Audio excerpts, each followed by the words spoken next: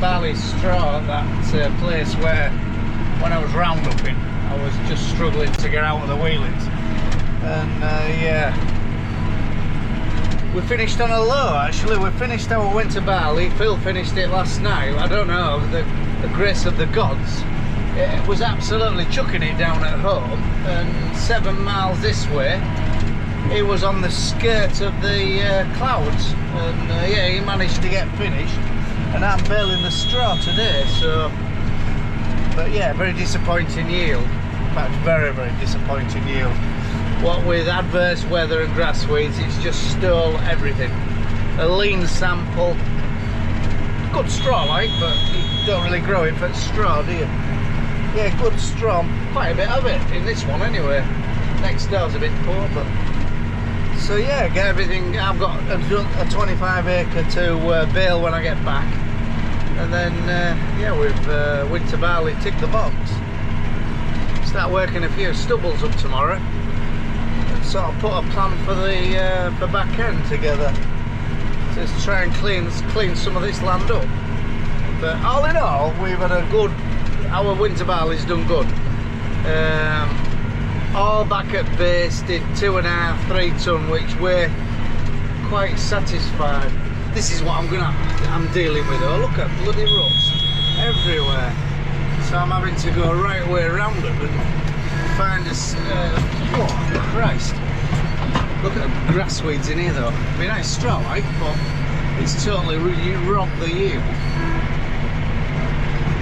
So yeah, another quarter of an hour here. I'm off back to base to do that 25 acre. Yeah, rough. What's a new meaning into rough does this feel?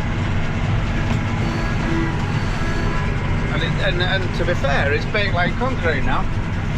It's gone from smeary, horrible clay to bloody concrete. Never happy, are we, as farmers? I'm not saying too much, but the bloody Baler has gone like a pig, yes. She's just waded at it, and yeah, we've only had a few problems yesterday on an otter, I don't know. Gathered a bit of straw this morning and had a few loose ones, but no, she's gone well today, is this old girl.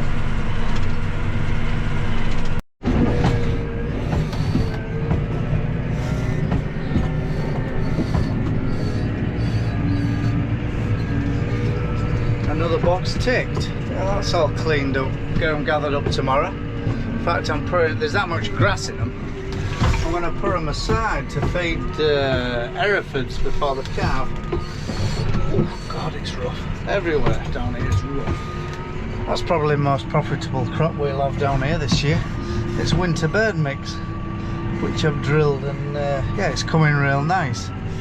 Sort of a mixture of some oats, rye, spring oats, spring barley, bit of linseed, a few peas, a bit of rye, mustard, rape, just a bit of everything. But I have noticed that there's none of the mustard or rape left. You know, the flea beetles absolutely decimated it. So, for you brave souls, oh God, they put fire out. For you brave souls, what's having a go at oilseed rape? No. Have a plan for your flea beetle pressure, because as I say, it grew and it's gone, everything. So our rape growing days are over, Fred. End of an era. And the price doesn't really sort of make you keen to have a go, is it? I don't think it's even £400 a tonne, is it? If it was 800, you'd have a stab. I mean, we've got a bit left, and it ain't bad. It ain't as bad as I first thought it would be. But out of 50 acre, we've got about 15 acre left. So, yeah, not brilliant, is it? And very expensive to grow. And it's got everything after it from putting it in the ground. Slugs, pigeons, flea beetle for starts. Then, if they survive flea beetle, slugs get it. Or slugs and flea beetle. And then bloody bastard pigeons all winter. So, yeah, it's... yeah, look at that. That grass is growing massively. Bloody hell, this is where and the And the clover we've topped, I'll show you while we're on actually, because I was surprised how well it's come.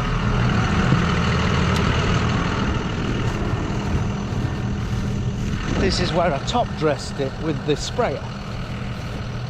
And if you look, no, not there, it's a bit thick there. If you look here where we can see, got all the clover coming and stuff, what we've spread on. And even when it's thick, I can't see some there, but in the bottom there,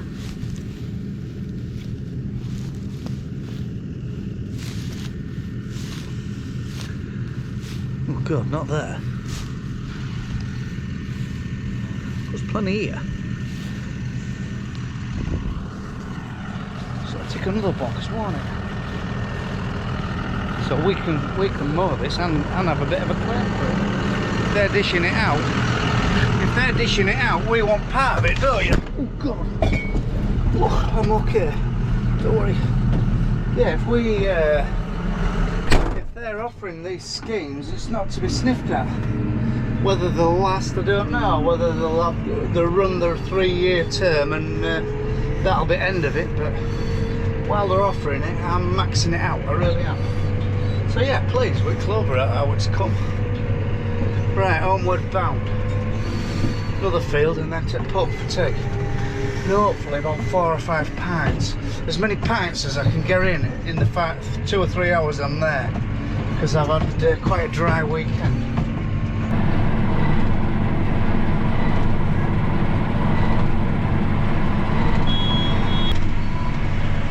Steadied us up a bit. Bloody hell, there's a mountain of straw in here. It's this box, it just bleeps at you all day long. TARDIS barley, not as much grain as cassia, but Christ, the straw is unbelievable. Real good quality straw as well. And yeah, I can only go 6.1, 6.5, where it's thin at yon end I can go up to 7 or 8k, but she can't take it no faster than I'm feeding it really. But we go a bit slower because these are off on a wagon. These will end up in Cumbria, this straw. Our straw dealer, he takes Andy Barham, who was a good friend of ours, he takes his straw up into Cumbria. So big red Scania V8, right nice wagon. Andy always has a real peach of a wagon. Got some straw here though.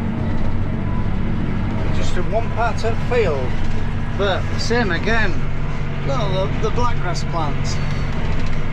So this one I'll have to, well, hopefully as soon as it's clear we're going to work it, and it'll be spring barley next year. And some of our, the heavier land, what we've had spring barley on for a few years, that's come back into the winter rotation.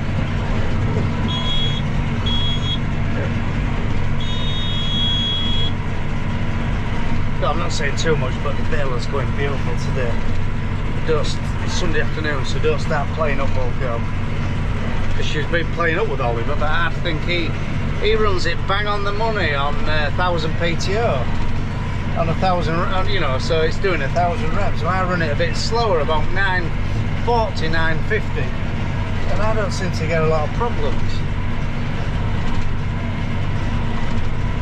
So whether the knotters just work too fast and create themselves bother, if you know what I mean. You lot might disagree or know more about Balers, but slowly. Tortoise in the air scenario.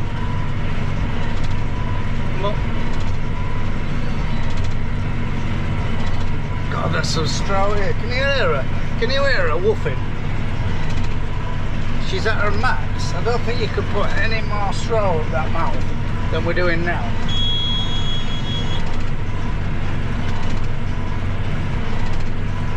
That bleep was, it's just tied a cycle. I don't know whether you can see what we call the lollipops on top of the baler. This is a 4-band baler. That means it's just dropped a baler, that bleep. But them lollipops go up and down. That's telling us that everything's intact. Everything's doing as it should, all the bands. Because if the band goes slack, obviously it's dropped a knot and it shoots a lollipop up, tells you that you've got you'll have to go retie it. But today we've done about, oh, I don't know, oh god, how many will have we done? 170 bales, and she hadn't dropped a nut yet. So job's good today. She's a good old girl. I think she's a 2006 model. Brilliant balers they are. And I'd like to give a shout out to Big Bale Services, Gary Needham and Claire Needham. They're at Doncaster Way on. They look after our baler. And Gary will help you over the phone. He's mustard. There's nothing he doesn't know about Hesston balers, I'll tell you. If he chopped his head off, it'd say Hesston like a stick of rock. And he's a real decent fella. And what I like about Gary and his gang though, they'll get you going over the phone. You know, they don't just expect a call out where they'll charge you the earth. Do this, Rich, do that, Rich, and we'll see how we go. And if you're watching, Gary, we want you though after the season to come and tickle these knotters up, either you or your mate, whatever. Yeah, Big Bale Services at Doncaster. I don't think he needs any more work, to be honest. I think he'll be busy enough.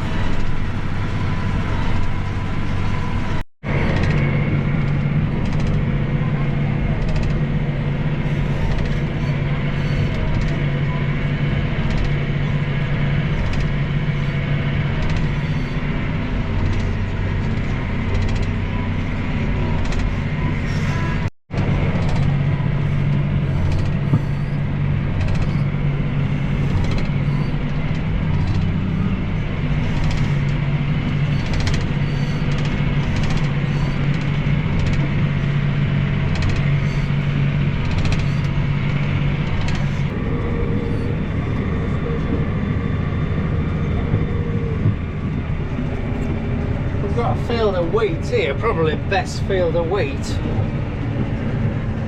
on farm, but we've had terrible trouble when we were wild oating it, that we saw there was badger, well, we presume it's badgers, and they've run all over it paddling it down, and then they'll get to a bit where they have a big circling session, and so the bloody badgers are having an illegal rave on a night, and they've made a mess, they really have. So, and we think it's badgers or cats, like deer, when they walk through stuff, they're a bit dainty, aren't they?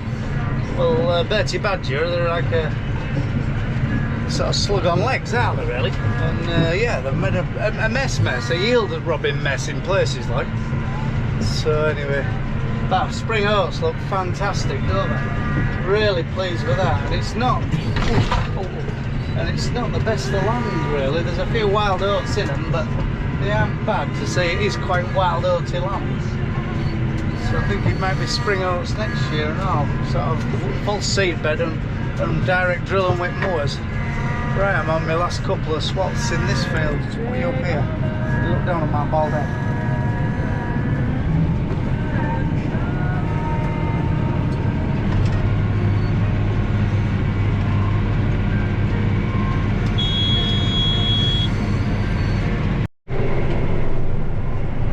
Last swath of the day, Sunday night, about 4:30, 5 o'clock, I think. What time is it? 4:30. So just have to go around Headland, start cleaning any bits and pieces up and round telegraph poles for 10 minutes, and then that's it. So winter barley over. Straw's a good trade, grain's a crap trade. I had 140 quid for grain barley, but which is no good, is it? Must be 170, 80 really, ain't it? To do you any good. So yeah, job. Another box ticked. Right, from a rough hard farm in East Yorkshire.